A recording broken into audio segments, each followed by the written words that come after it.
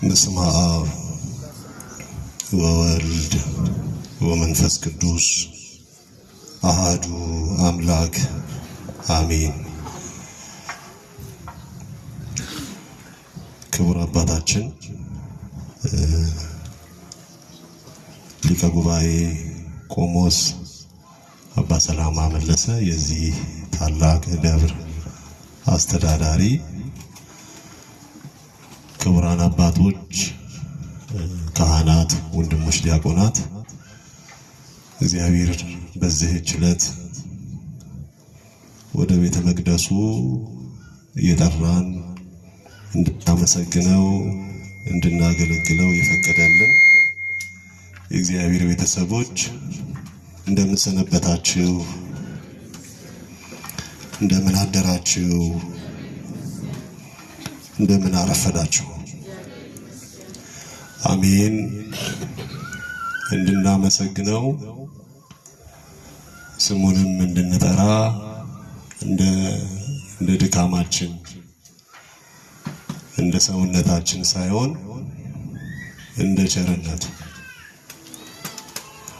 እንደ ቅዱስ ፈቃዱ በዚች በከበረች ሰንበተ ክርስቲያን በጾመ ውዳዴ በቤተ መቅደሱ ስለሰበሰበን ስለጠራን የአምላካችን ስም ይክበር ይመስገን።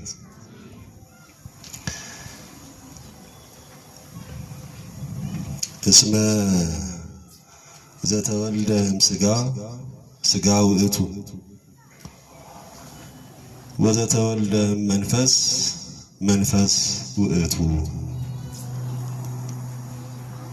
የወንጌላዊው የቅዱስ ዮሐንስ ጌታችን መድኃኒታችን ኢየሱስ ክርስቶስ ያስተማረው የተናገረው ከሥጋ የተወለደ ሥጋ ነው፣ ከመንፈስ የተወለደ መንፈስ ነው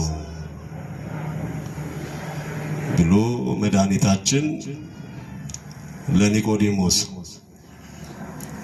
ያስተማረው። በሱም አንጻር በየዘመኑ እንደ ኒቆዲሞስ ከመንፈስ የመወለድ ነገር ለመረዳት ለሚከብዳቸው እና ግን ደግሞ የእውነት የሕይወት ትምህርት ስለሆነ በየዘመኑ ለሚነሱት ሁሉ የሚያስተምር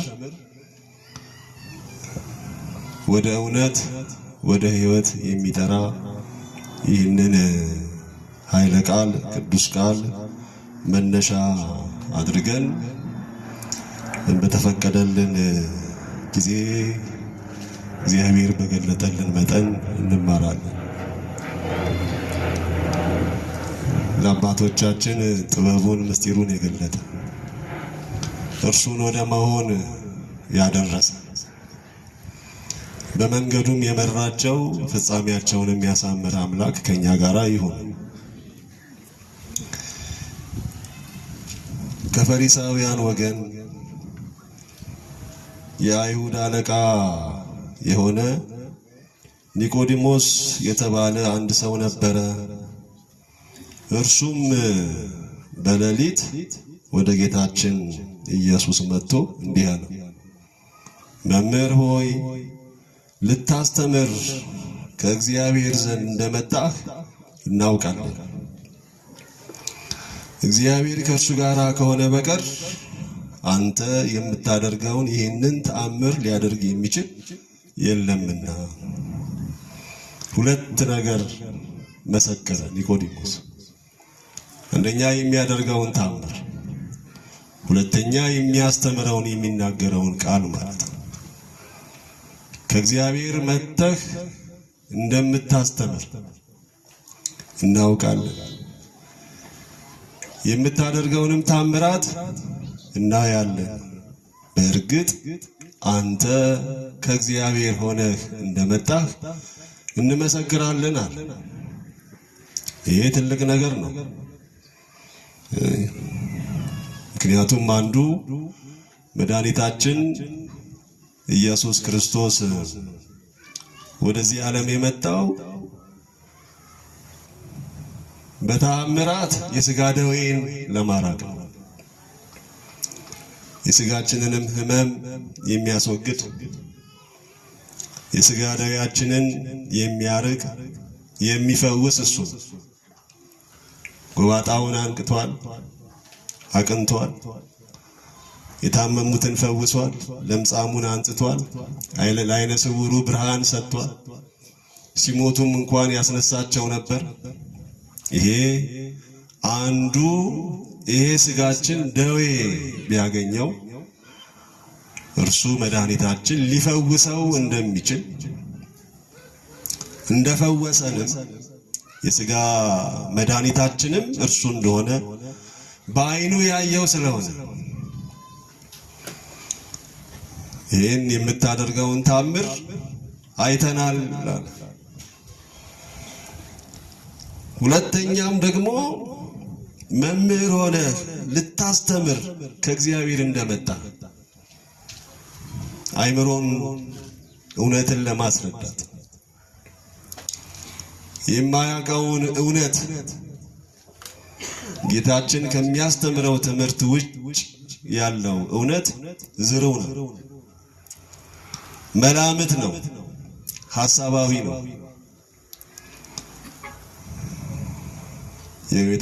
የጌታችን የመድኃኒታችን ትምህርት ግን እውነት ነው። አይምሮ የሚፈልገው እውነት ወንጌል ነው። ወንጌልን አለመስማት የአይምሮ ሕመም ነው፣ የአይምሮ ደዌ ነው እና ሕይወት የሚሆን እየተናገረ እያስተማረ አላዋቂ የሆነው አይምሮአችን የሚፈወስበት ትምህርት የመድኃኒታችን የኢየሱስ ክርስቶስ ትምህርት ነው። ሰው በአካል ብቻ አይደለም የሚታመመው፣ በአይምሮም ይታመማል። የእውቀት ሕመም ይሉታል ሊቃውንት። የታመመ እውቀት፣ የታመመ አይምሮ ይሉታል። ውንድድ ኖሌጅ ይሉታል። ይሄ ችግር የማይቀርፍ እውቀት፣ ሸክማችንን የማያራግፍ እውቀት፣ ረሃባችንን የማያስታግስ እውቀት፣ ለማህበረሰባችን የማንተርፍበት የማንደርስበት እውቀት፣ እየደከሙ እየወደቁ ያሉ ወገኖቻችንን የማናይበት፣ ማየት የሚመስል አለማየት ማለት ነው። ማወቅ የሚመስል ድንቁርና ማለት ነው።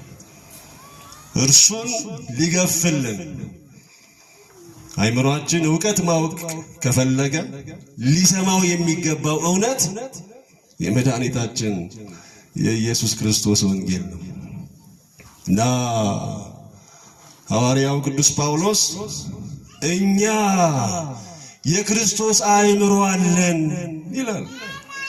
ክብር ምስጋና ለእግዚአብሔር ይሁን። የክርስቶስ አይምሮ፣ ክርስቶሳዊ የሆነ አመለካከት፣ ክርስቶሳዊ የሆነ እይታ፣ ክርስቶሳዊ የሆነ ዕውቀት፣ ይሄ የተፈወሰ የዳነ አይምሮ አለን አለ እና ሰው ወንጌልን ካልተማረ እርሱ የሚሄድበትን አያውቅም። አይናማ ካልሆነ አይነ ስውር አይመራም። አይኑ ካልተከፈተ የሚሄድበትን መንገድ አያይም። አይኑ ካልተከፈተ መንገድ ላይ ሆኖ የት እንደሚደርስ የት እንደሚሄድ አያውቅም። መንገድ ላይ ነኝ ግን የሚሄድበትን አላውቅም እና ይህንን ነው ኒቆዲሞስ የመሰከረው። እውነት ነው፣ እውነት ነው። ስጋችንን ፈውሷል። አይምሮአችንን ወንጌል አስተምሮ ሊያውቅ የሚገባውን እውነት አስተምሯል። ይሄንን አይተናል ብሎ መሰከረ። በሌሊት ወደ ጌታችን ወደ መድኃኒታችን ኢየሱስ ክርስቶስ መጡ። ጌታችን ምን አለው? ጌታችን ኢየሱስን መልሶ እውነት እውነት እልሃለሁ ዳግመኛ ያልተወለደ ሰው የእግዚአብሔርን መንግሥት ለማየት አይችልም አለው። አዎ አንተ እንዳልከው ምሁር ነኝ መምህር ነኝ አላለው። አዎ አንተ እንዳልከው ታምራት አድርጌያለሁ አላለው። ይሄንን ካወክ ዘንድ በታምራት ሙት ማስነሳቴ ደዌ ማራቄን ከተረዳህ ዘንድ በወንጌል ትምህርት ሰዎችን እውነትን እንዲያውቁ ማድረጌን ከተረዳህ ዘንድ ተጠመቅ፣ እንደገና ተወለድ። በሥጋ ስለተፈወስን የእግዚአብሔርን መንግሥት አንወርስም። የእግዚአብሔርን ቃል ስላወቅን የእግዚአብሔርን መንግሥት አንወርስም። ንባርጉ በአዋቂነት የእግዚአብሔር መንግሥት አይወርስም። በሥጋ መፈወስ፣ ጤነኛ መሆን፣ ደህና መሆን በሰውነታችን ልክ አካላችን በገዘፈበት ሰውነታችን ሙሉ በሆነበት ልክ ቤታችን እንደምንገባው በሥጋ የእግዚአብሔር መንግሥት አይወርስም። እንደገና መወለድ ይፈልጋል። እንደገና አዲስ ልደት፣ አዲስ ማንነት፣ ከሥጋ የተላቀቀ ማንነት፣ ቁሳዊነትን ያራገፈ፣ በስባሽነትን ያራገፈ ሌላ ለእግዚአብሔር መንግሥት የሚበቃ ማንነት ይዞ መገኘት ይፈልጋል። እና እውነት እውነት እልሃለሁ ሰው ከውሃና ከመንፈስ ካልተወለደ በቀር የእግዚአብሔርን መንግሥት ከቶ ሊወርስ አይችልም። ይሄ የኒቆዲሞስ ትምህርት በዚህ አንቀጽ የምናነሳው ልባችን የሚቃተትበት ውስጣችን የታመመበት ለብዙ ችግሮች ለብዙ ስቃዮች ምክንያት የሆነበት ግን እንዳናስበው እንዳናስታውሰው እንዳናውቀው ባንድም በሌላም መልክም እየተዳፈነ የእግዚአብሔር ልጆች መሆናችንን ሳናውቅ የንጉሥ ልጆች ግን ባሪያዎች፣ የእግዚአብሔር መንግሥት ልጆች ግን የአጋንንት ልጆች እንድንሆን ባስተምሮ፣ በባህል፣ በአመለካከት፣ በአኗኗር ዘይቤ አራግፈን የጣልነውና አሁን ባለንበት ዘመን ደግሞ ሙሉ ለሙሉ በሚባል ደረጃ የተራቆትነው ማንነት መንፈሳዊ ማንነት ነው ወገኖች። መንፈሳዊነት ማለት ነው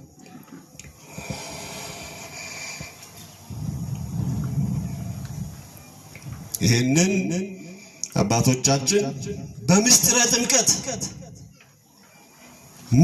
ጥምቀት ብለዋታል። ምስጢር ነው። ልክ ልጅ ከእናቱ ማህፀን ከአባቱ አብራክ በምጥ ተወልዶ በሥጋ ገዝፎ ወደዚህ ወደ ገሃዱ ዓለም እንደሚመጣው የዚህን ምድር አየር እንደሚተነፍሰው እንደሚያየው እንደሚዳስሰው በስሜት ሕዋሳቱ ከዚህ ከገሃዱ ዓለም ጋር እንደሚገናኘው እንደሚተዋወቀው ለእግዚአብሔር መንግሥት ደግሞ እንደገና ይወለዳል። የወዳኛውን ዓለም እንዲመለከት፣ የወዳኛውን ዓለም እንዲያሸት፣ የወዳኛውን ዓለም እንዲዳስስ፣ ከእግዚአብሔር ጋር እንዲገናኝ፣ ከቅዱሳን ጋር እንዲያወራ፣ ከመላእክት ጋር እንዲዘምር አዲስ ማንነት አዲስ ህልውና የቤተ ክርስቲያን የምስራቅ ኦርቶዶክስ ሊቅ ዮሐንስ ዚዮላስ የሚባለው ስነ ሕይወታዊ ህልውናና ቤተ ክርስቲያናዊ ህልውና እያለ ይገልጸዋል። የባዮሎጂካል ኤግዚስተንስ እና ኤክሌሲያስቲካል ኤግዚስተንስ ቤተ ክርስቲያናዊ ህልውና ብሎ ይገልጸዋል። ያኛው ስነ ሕይወታዊው ያው ሰው ሲሞት በዚህ ዓመተ ምህረት ተወለደ፣ እዚህ ሰርቶ እዚህ ተምሮ እዚህ ወጥቶ እዚህ ገብቶ በዚህ ዓመቱ በሕክምና ሲረዳ ቆይቶ ሞተ አይደለም እንለው? ከኔ ጋር ናችሁ? ይሄንን ስነ ሕይወታዊ ህልውና ይለዋል። ስጋዊ ህልውና ተወለደ ኖረና ሞተ የሚለው ባዮሎጂካል ኤግዚስተንስ ባዮግራፊ የምንለው ማለት ነው። የህይወት ታሪክ የምንለው ማለት ነው። እሱ ለስጋ ተወልደን በስጋ ኖረን በስጋ ሞተን የሚያቆም የሚገደብ የሚካተት የሚወሰን ህልውና አዳማዊ ህልውና ማለት ነው። አዳም ሆይ አፈር ነህና ወደ አፈር ትመለሳለህ የተባለበት ማለት ነው። ከአፈር ተገኝቶ ተመልሶ ወደ አፈር የሚገባ ህልውና ይሄ ህልውና አይደለም ወገኖች። ለአፈር አልተፈጠርንም። ወደ አፈር ለመመለስ ወደ ክርስትና አልመጣንም። አምላካችን ለዚህ ሰው አልሆነም። ቤተ ክርስቲያን ለዚህ አይደለም እየደከመች ያለችው የእግዚአብሔር መንግስት ልጆች እንድንሆን ነው። ልበሩ። ስለዚህ ቤተ ክርስቲያናዊ ህልውና ይላታል ኤክሌሲያስቲካል ኤግዚስተንስ። ቤተ ክርስቲያናዊ ህልውና ምን ማለት ነው? የቅዱሳን ህይወት ሞተውም አይሞቱም፣ ተለይተውንም አልተለዩንም። አቡነ ተክለ ሃይማኖት በስጋ አርፈዋል ግን አሉ። በ12ኛው ክፍለ ዘመን ነው የነበሩት፣ አሁንም ግን አሉ። በዚህ በ21ኛው ክፍለ ዘመንም አሉ። ክርስቶስ ሰምራ አለች የለችም? አለች። አርሴማ ቅድስት አርሴማ አለች። ገብረ መንፈስ ቅዱስ አሉ። ያሉ ግን አሉ። ምክንያቱስ ዘመን ከማይሽረው በስጋ መፍረስ ከማይቀይረው ህልውና ጋር ቤተ ክርስቲያናዊ ህልውና በስንክሳር የምናነባቸው የቅዱሳን ህይወት በሙሉ ዘላለማዊ የሆነ ህልውና ለዚህ እንደገና መወለድ አለብህ።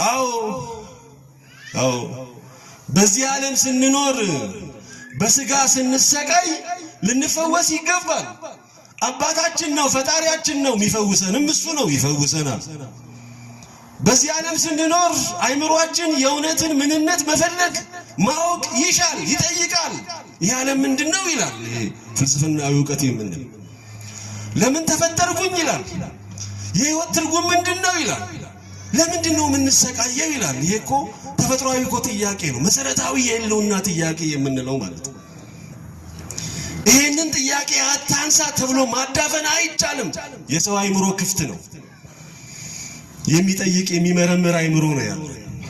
ይሄንን አይምሮ ለማሳረፍ ደግሞ ወንጌል ያስተምራል። እውነተኛው ግን በስጋ መፈወሳችን ግን ወንጌል ማወቃችን የእግዚአብሔርን መንግስት ለመውረስ የሚያበቃን ካልሆነ አይጠቅምም።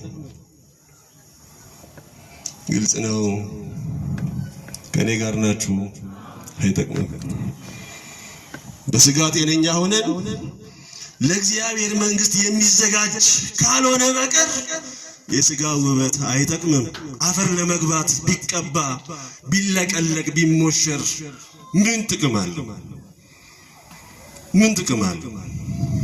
ሜካፑ፣ ቀለሙ፣ ያ ሁሉ ስቃይ፣ ጭንቀት፣ ገንዘብ የሚፈስበት ማለት ምን ይጠቅማል?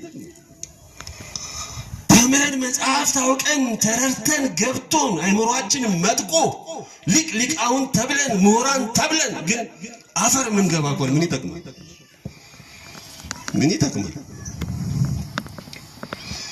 እውነት እልሃለሁ ኒቆዲሞ በአጽንኦት ነው የነገረው ጌታችን። እውነት እልሃለሁ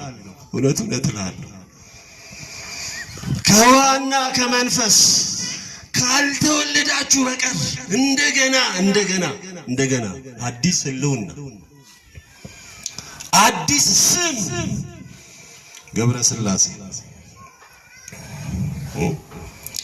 ዓመተ ሥላሴ እየተባለ እግዚአብሔርን ለማገልገል የሚገዛ በምድር ያለ ሰማዩን የሚዋጅ የቅዱሳንን መዓዛ የሚያሸት ከመላእክት ጋር የሚያመሰግን አንደበት የምናገኝበት አዲስ ህልውና ልብ አድርጎ ጥምቀት እንዲህ ዝም ብሎ ሪቹዋል አይደለም፣ ወይንም የቤተ ክርስቲያን ስርዓት አምልኮ የማሳመር ስርዓት አይደለም። ህልውናዊ ልደት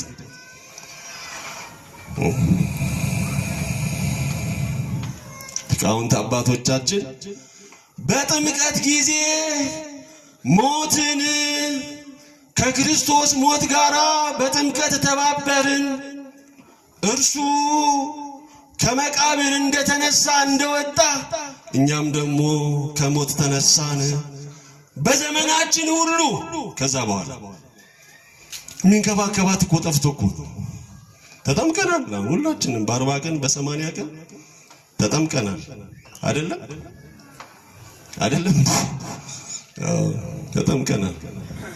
ግን ይህን ስጋ ለማሳደግ እናትና አባቶቻችን ፍትፍቱን ወተቱን ዳቦውን ይወጣው ወርደው አሳድገውታል። ከማደግ አልቀረም። ምክንያቱም በስጋ ለማደግ የሚፈልገው ምግብ ነው፣ መጠጥ ነው፣ ሌላ ነገር አይፈልግም። ባይምሮ ለማደግ ትምህርት ቤት ነው መግባት ያለበት። አስተማሪ እግር ስር የኔታ እግር ስር እና አዋቂ የሆነ ማደግ አለበት። በመንፈስ የተወለደው ያ ሕፃኑ ቅዱስ በ40 ቀን በ80 ቀን የተወለደው ያ ሕፃኑ ቅዱስ ሕፃኗ ቅድስት ግን ሳታድግ ቀረች። እዛው ቀንጭራ እዛው 40 ቀን ላይ 80 ቀን ላይ ቀረች። እኛም የንስሐ አባቶች አልጠየቅንም፣ አልተንከባከብናትም፣ ቃል እግዚአብሔር አላስተማርናትም። በስጋ ገዝፈን በአይምሮ መጥቀን ምሁራን ሆነን በመንፈስ ግን ድሆች፣ በመንፈስ ግን አሁንም እንደገና አዲስ፣ አሁንም ገና እንደውም አዳፍኖት ስጋ ተጭኖት አዋቂነታችን መንፈሳዊነታችንን ሸፍኖት የስጋ ግዝፈት መንፈሳዊነታችንን ተጭኖት ቀብሮት ያልተጠመቅን እስክንመስል ድረስ በጣም እኮ ነው የሚገርም። አሁን እኮ ብታዩ እውነተኛ የሆነውን የህይወት ያኗኗር ማንነታችንን ስንመለከተው እኮ አምላክ ሰው ሆኖ ያዳነን አይመስልም። የተጠመቅን ከእግዚአብሔር የተወለድን አንመስልም። ክፋታችን፣ ጭካኔያችን፣ ተንኮላችን፣ ጥቅመኝነታችን፣ ዘረኝነታችን ስንቱን እናንሰው። እዛው ተመልሶ እንደገና የተልኮሰኮሰ እዛው ተመልሶ ያደፈ እዛው ጭቃ ውስጥ እዛው ተወለድን፣ ተጣልን። ልጅ ወለው ጥለው እንደሚሄዱት የሚያሳድገን አጥተን ዝም ብለን መንደሩ ስንቀር በየዳንስ ቤቱ በየጭፈራ በሞቀበት ሁሉ እየሄድን የሚያብረቀረቀ ሁሉ እየሳብን የሚባዝት የሚገባበት ቤት ያጣ ልጅ መብራት ያየበት ሁሉ ቤት መስሎት ያንኳኳል ይገባል። እንደዛ በቃ እንዲህ በየመንደሩ እንደሚቃትት እንደሚባዝት ልጅ በዓለም ስንባዝት ስንብከነከን እንዲሁ ስንኳትን ቤታችንን አጥተን እንዲሁ በስጋ ዘመናችንን እየገፋን በ40 ዓመታችን በ30 ዓመታችን በ50 ዓመታችን ገና ቤታችን አልገባን እንዲሁ ወንደር እያደረግን እና በቤቱ እያለን ጠፍተን ተወልደን የእግዚአብሔር ልጆች ሆነን የልጅነት መልካችንን አጥተን የእግዚአብሔር ልጆች ሆነን ከቤቱ ርቀን እንዲሁ እየተቅበዘበዝን ነው የኖርነው ዘመናችንን የጨረስነው። እና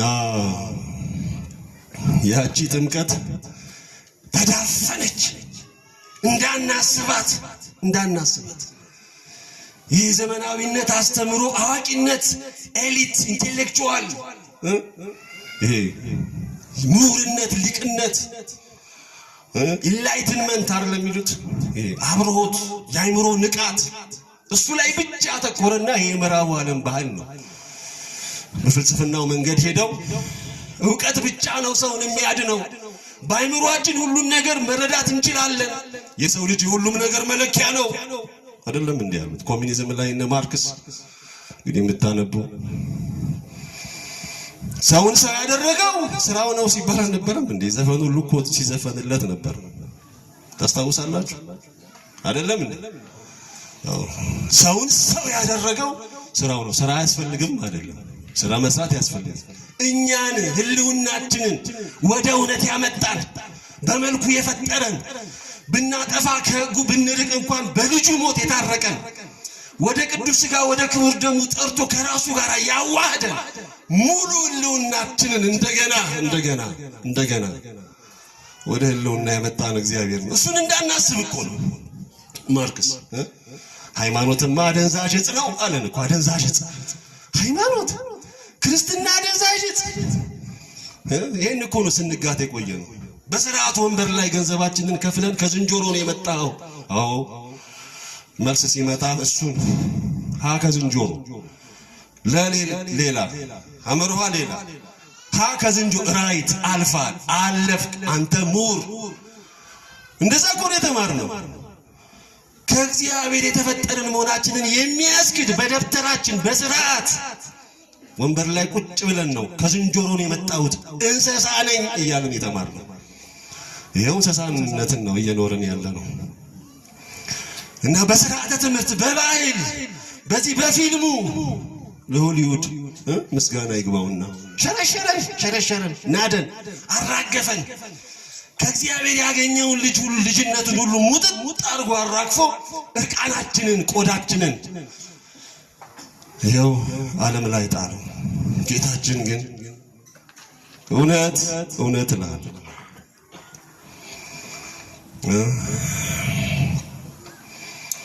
የማንነታችን መገለጫ የህልውናችን ልክ አዳምን ሲፈጥረው ራሱ እግዚአብሔር አምላክ አዳምን ከምድር አፈር አበጀው፣ በአፍንጫው የሕይወት እስትንፋስ እፍ አለበት።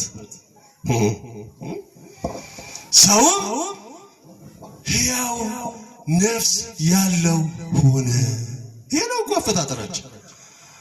ከስጋና ከነፍስ ተፈጠርን፣ ደግሞ እሱ እፍ አለበት። የሕይወት እስትንፋስ እሱ ነው ህልውናችን።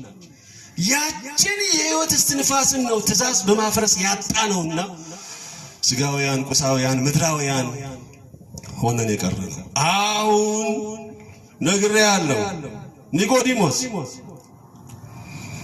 ስላወቅከኝ አትድንም። ደዌን ስላራኩልህ አትድንም። በስጋ ደዌ መፈወሳችን የዚህን ምድር ህይወት ለመኖር ነው። ጤነኛ መሆን ለዚህ ምድር ኑሮ ስለሚያስፈልግ እንጂ ለወዳኛው አያስፈልግም። ደዌ የለም፣ ህመም የለም፣ ስቃይ የለም፣ ሞት የለም፣ መራብ መጠማት የለም። እዛ የለም። መጋባት፣ መውለድ፣ መራባት የሚባል የለም። እንደ መላእክት ነው። እዛ ለስጋ ኑሯችን ነው የስጋ ጤና የሚያስፈልግ። እና ምሁር እኮ ነው ኒቆዲሞስ፣ ምሁር ነው እሱ ራሱ። ምን አለ? ሰው ከሸመገለ በኋላ እንደገና ወደ እናቱ ማህፀን ተመልሶ ይወለድ ዘንድ ይችላልን? አይደለም። ምክንያቱም በገባህ ልክ ነው የምታስበው። በመንፈስ ቅዱስ ከመንፈስ ካልተወለድክ መንፈሳዊ ነገር አይገባህም። የለማ ዲቫይዙ የለም። መንፈሳዊውን ነገር ለማወቅ የሚያስችለው ምንድነው? አቅሙ ጸጋው የለም። ስለዚህ አይገባንም። መወለድ ሲባል በቃ ያው ከእናት ከአባት መወለድ በምጥ ተብሎ ማርያም ተብሎ መወለድን ብቻ ነው አይምሯችን የሚያውቀው። ለዚህ ነው ዛሬም እስማኤላውያንን እንሰማቸዋለን። አላህ ተወልዷል፣ ኢየሱስ ተወልዷል። አሁን ከተወለደማ በቃ እኮ አባት አለው። ስለዚህ ክብር ምስጋና ዘርሱ ይሁንና ፍጡር ነው። እንደዛ እኮ ነው። በቃ አለቀ። ተወልዷል ነው አባት አለው። በቃ አለቀ። ምክንያቱም መወለድን የሚያውቁት በዚህ ቋንቋ ብቻ ነው። አርዮስም እንደዚሁ ነው ያለው። አባት አለው፣ ተወልዷል። ከተወለደ ስለዚህ ክብር ምስጋና ለእርሱ ይሁን ፍጡር ነው አለ። ምክንያቱም በሰዋዊ አይምሮ በገባን ልክ ባየነው ልክ ነው የምንመለከተው። ግን አይደለም። እውነት እውነት እልሃለሁ አለና ጌታችን መልሶ ለኒቆዲሞስ ያስተምረው አሁንም በደጊመ ቃል እውነት እውነት እልሃለሁ ዳግመኛ ከውሃና ከመንፈስ ቅዱስ ያልተወለደ ሰው ወደ እግዚአብሔር መንግሥት ሊገባ አይችልም። ከሥጋ የተወለደ ሥጋ ነውና ከመንፈስም የተወለደ መንፈስ ነውና።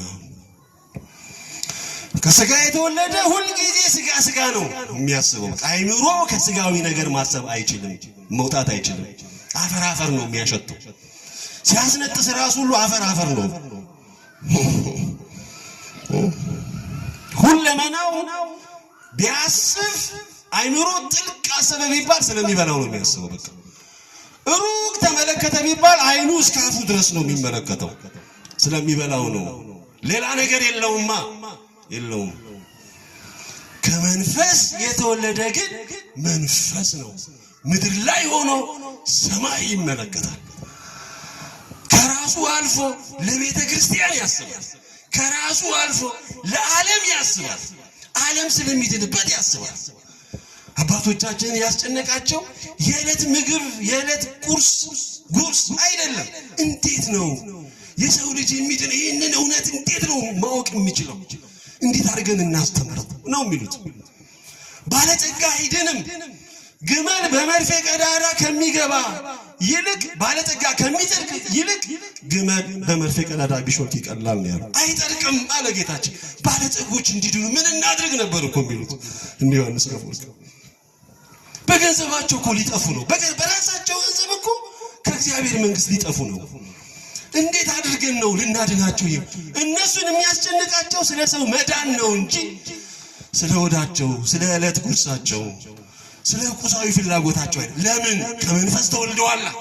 በተወለዱበት ልክ ነው የሚያስቡት። የልዑል እግዚአብሔር ልጆች ሉዓላውያን ናቸው። የቅዱስ እግዚአብሔር ልጆች ቅዱሳን ናቸው። የንጹህ እግዚአብሔር ልጆች ንጹሃን ናቸው። በተወለዱበት ልክ ነው የሚያስቡት። ከሌለ ግን የለም። ስጋዊ ከሆነ ስጋውያን ስጋ እያልን እሱን ብቻ እያሰብን እንሞታለን ማለት ነው። ልንሞት በስጋ በምድር ልንገደብ ቁሳውያን ሆነን እንድንቀር አይደለም። አምላክ ሰው የሆነው ወገኖች ክርስትና ነው። ይሄ ሃይማኖት ነው። ይሄ ልማድ አይደለም፣ ባህል አይደለም። ሰዎች እንደዚሁ የፈጠሩት ፈላስፋዎች የፈጠሩት ምናባዊ መላምታዊ ነገር አይደለም። ወንጌል ነው፣ እውነት ነው፣ ክርስቶስ ነው፣ ማህተም ነው፣ መስቀል ነው፣ የእግዚአብሔር መንግሥት ነገር ነው ቤተ ክርስቲያን።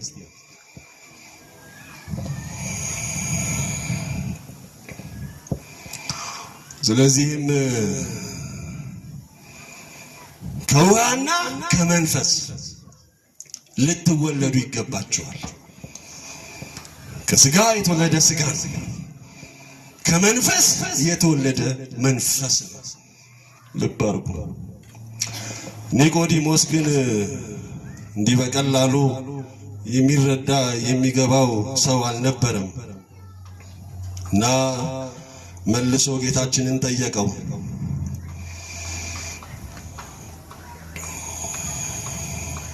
በውኑ ይህ ሊሆን እንዴት ይችላል አለ ኒቆዲሞስ። ጌታችን አታድንቅ፣ ዳግመኛ ልትወለዱ ይገባችኋል ስላልሁ አታድንቅ። ነፋስ ወደ ወደደው ይነፍሳልና ድምፁንም ትሰማለህ፣ ነገር ግን ከየት እንደሚመጣ ወዴትም እንደሚሄድ አታውቅም። ከመንፈስ የሚወለድ ሁሉ እንዲሁ ነው። አሁን በምሳሌ ማለት ነው። እንግዲህ አንድ ነገር ሲጸነን አልገባ አልካተት ሲለን የእውነተኛ የጥሩ መምህር ደንብ ነው። ምሳሌ አምጥቶ በሚገባን ልክ ለማስረዳት መሞከር ማለት ነው። ንፋስ አለ የለም? አለ የለም? ይታያል? ይዳሰሳል? አይዳሰስም። አለ ግን አይታይም፣ አይዳሰስም። የሚገርም ነው። መልካለው የለው መልካለው አፍሪካዊ ነው አውሮፓዊ ነው የዚህ ብሔር ነው የዛ ብሔር ነው ዘር አለው ይሆን ነፋስ የለው አለ ግን አለ አይታየም ግን አለ የሚገርም ነው አይዳሰስም ግን አለ የሚገርም ነው በምን ይታወቃል መኖሩ ቢሉ በግብሩ ያወዛውዘዋል ዛፉን ያራግበዋል ነጠላውን ያነቃንቀዋል ቆርቆሮ በግብሩ በድርጊቱ መኖሩ ይታወቃል ይሄ ነው በቃ ከመንፈስ የመወለድ ምስጢሩ ይሄ ነው ዘር የለውም መንፈሳውያን ከዋና ከመንፈስ የሚወለዱ ቀለም የላቸውም ቋንቋ የላቸውም ዘር የላቸውም ራሳቸውን ከሆነ እኔ ከዚህ የመጣው ነኝ ከሰሜን ነኝ አይልም የምስራቅ ነው አይባልም የደቡብ ነው አይባልም ነፋስ ከወዴት እንደሚመጣ ይታወቃል ከመንፈስም የሚወለዱበት የመወለድ ሀብት ከዚህ ነው የሚገኘው አይባልም ከመንፈስ ቅዱስ ተወልዶ ስለ ሥጋ ማሰብ ውርደት ነው የሚገርም መንፈሳዊ ሆኖ ሥጋዊነት ውስጥ መገኘት ሞት ነው አለመጠመቅ አለመወለድ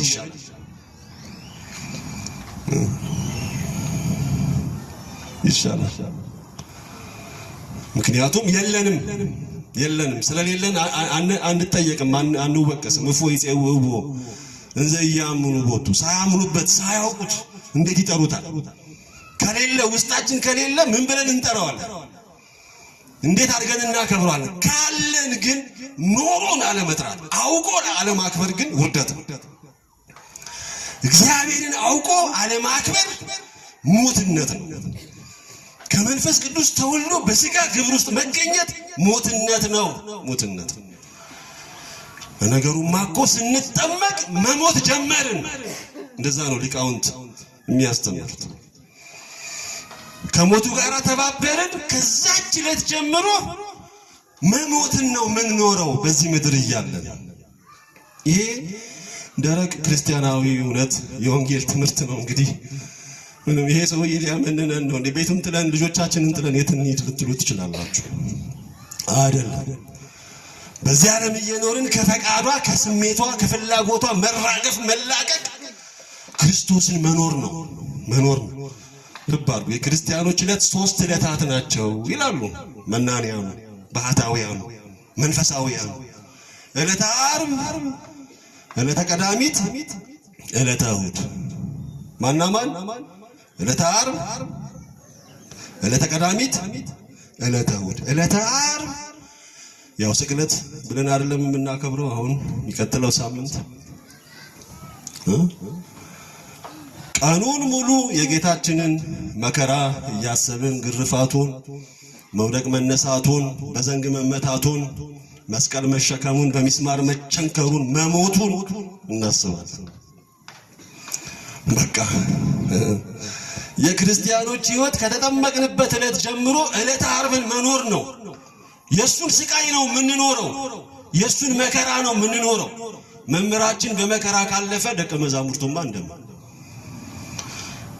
እሱ ራሱ መምህራችን መከራ ከሆነ ያሳያል ከዚህ ከአንጻራዊ ሃይማኖት ወይንም ንጽጽራዊ ሃይማኖትን ስናስተምር አሁን ቡዳ ስትመለከቱ እንደዚህ እንደ ሶፋ ላይ ነው እንደዚህ ቁጭ ያለው እግሩን እንደዚህ አጣምሮ ሽንቶንም ስትመለከቱ ሽንቶይዝም የሚባል ደግሞ እምነት አለ ስትመለከቱ እንደዛ ነው የምታገኙት የሂንዱይዝምም የካሊ አያፓና ዱርጋ የሚባሉ አሉ 3 ጣዖታት የሚመስሉ ነገሮች ፊታቸውን ወደዚህ ወደ 3 ማዕዘን አዙረው እንደ ጣዖት የተቀመጡ ክርስትና ጋር ስትመጡ ግን የተሰቀለ የሸዋኪል የደፋ በሚስማር የተቸነከረ እርቃኑን እንደ ብራና የተወጠረ ይሰቃል ይገርማል ከሌላ ሃይማኖት አንፃር ስትመለከቱ መከራ ነው አምላካችን ፊት ያለው መከራ ነው ደም ነው የሚፈሰው ወዙ ደም ነው እና ከመመራችን አንበልጥም በእርግጥ እንወዳለን እናምናለን መንገዳችን ነው ትምህርት ህይወታችን ነው አንተም የታመምከው የተሰቀልከው የሞትከው ለኛ ነው ካልን መንገዳችን ህይወታችን መከራው መከራችን እና የክርስትና እውነቱ መንገዱ መስቀል ነው፣ መከራ ነው እና ዕለተ ዓርብን ነው የምንኖረው እስከ ዕለተ ሞታችን ድረስ እንደተነቀፍን፣ እንደተሰደድን፣ እንደተተፋብን፣ በበትር እንደተመታን፣ በዘንጋናታችንን እንደቀጠቀጡን፣ እንዳቃጠሉን፣ በሰይፍ እንደገደሉን ነው በቃ የምንኖረው። እንደ ክርስትና እንደ ፍትህ አላልኩም ልባል ያ ሌላ በሌላ አንግል ምናየዋል። ከዕለተ ዓርብ ዕለተ ቀዳሚት ጌታችን በመቃብር የቆየባት ዕለት እንደሆነች ሁሉ በሥጋ አርፈን እስከ ዳግም ምጽአቱ እስከ ዓለም ፍጻሜ ድረስ በመቃብር የምንቆይባት ደግሞ ዕለተ ቀዳሚት ናት እና ጌታችን በመቃብር እንዳልቀረ ግን ደግሞ ሙስና መቃብርን አጥፍቶ እንደተነሳ እኛም በመቃብር አንቀርም። ያ ከኔ ጋር ናችሁ? አንቀርም። ወንሴፎ ትንሣኤ ሙታን ወሕይወተ ዘይመጽእ አይደለም እንለው የሙታን ትንሣኤ እንዳለ ሌላ የሚመጣ አዲስ ሕይወትም እንዳለ ተስፋ እናደርጋለን። ይሄ እኮ የእምነት ምስክራችን እኮ የሚገርም እኮ ነው። የሚገርም ነው።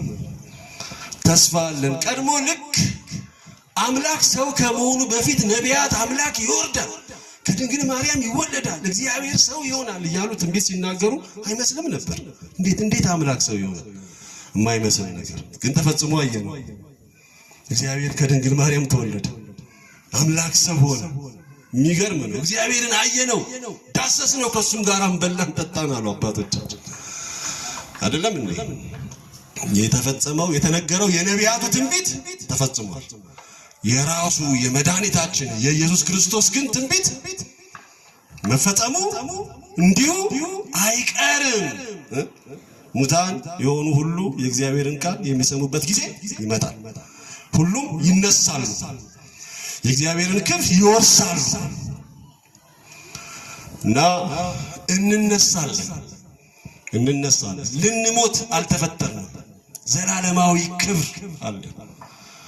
ይሄንን እውን ለማድረግ ግን እግዚአብሔርን ማወቅ፣ እግዚአብሔርን መምሰል፣ ስጋውን መብላት፣ ደሙን መጠጣት፣ እሱ በእኛ ውስጥ እንዲኖር እኛ በሱ ውስጥ እንድንኖር ያ ቅዱሱን ስጋ ቅዱሱን ደም ከበላን ከጠጣን አይፈርስም፣ አይበሰብስም፣ አይሞትም፣ በምድር በሲኦል አይቀርም፣ ይነሳል።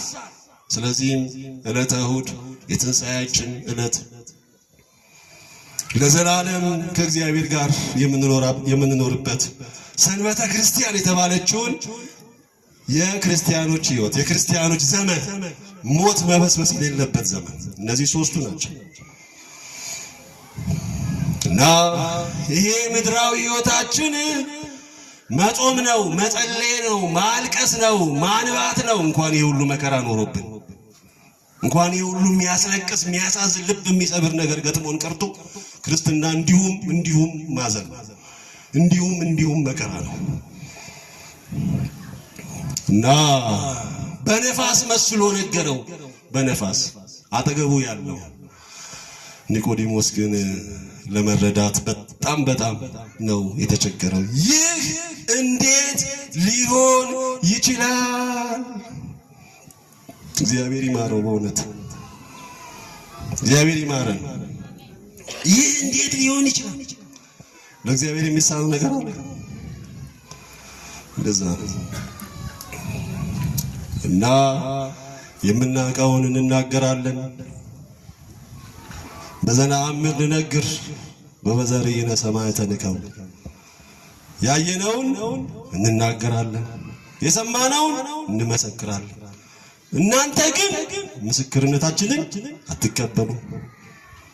በቃ ምንም ስለ ምድራዊው ነገር ነግሬያችሁ ካላመናችሁ ስለ ሰማያዊው ነገር እንዴት ብዬ ልንገራችሁ? እንዴት ኒቆዲሞስ ገብቶት ቢሆን ኖሮ ስለ ሰማያዊው ልደት ሊነግረን ነበር ማለት ነው። ግን ግን ይሄን አልገባውም። የመጀመሪያው የኤሌመንተሪው ትምህርት ሳይገባው እንዴት የሃይስኩሉን ያስተምር? የሃይስኩሉ ሳይገባው እንዴት የዩኒቨርሲቲውን ሃየር ሌቭሉን ያስተምር? ይሄኛው ለዚህኛው ቅድመ ሁኔታ ነው። ቢገባን ብንረዳ እግዚአብሔር በገለጠልን ልክ እየፈጸምን ብንሄድ ክብራችንን፣ የህልውና ትርጉምን፣ የመኖር ምንነትን፣ የእግዚአብሔር ልጅነትን ጥግ፣ የሉል እግዚአብሔር ልጅነትን ክብር ማየት እንችል ነበር። ግን እኛ አሁንም የምናውቀውን ከመናገር የሰማነውን ከመመስከር ውጭ ምንም ማድረግ አንችልም። ከሰማችሁ ከተረዳችሁ በኋላ ተግባራዊ እርምጃ ወደፊት መግባት፣ በተግባር መግለጥ የሰማያን ድርሻ ነው ወገኖች። ከዚህ ይሰውረን፣ በሰማነው ልክ እንድንድን ወደ ህይወት እንድንመጣ እና ከስጋ የተወለደ